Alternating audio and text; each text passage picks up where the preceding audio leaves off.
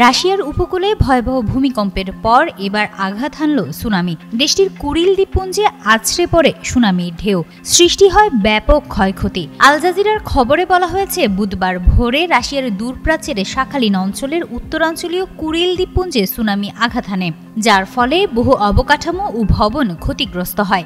সৃষ্টি হয় জলাবদ্ধতা। দ্রুত পরিস্থিতি নিয়ন্ত্রণে আনতে উত্তর কুরিল জেলায় ঘোষণা করা হয় জরুরি অবস্থা। শাখালিন সরকার এক বিবৃতিতে জানায়, ভূমিকম্প ও সুনামির ঘটনায় উত্তর কুরিল জেলায় জরুরি অবস্থা জারি করা হয়েছে। ভূমিকম্পের কেন্দ্র ছিল প্রশান্ত মহাসাগরের তলদেশে, যার কিছুক্ষণ পরই উত্তাল ঢেউ এসে তছনছ করে উপকূলীয় অঞ্চলগুলো। এরপরই কুরিল দ্বীপপুঞ্জের সেভেরো কুরিলস্ক শহরের বাসিন্দাদের সরিয়ে নেওয়া হয় নিরাপদ স্থানে।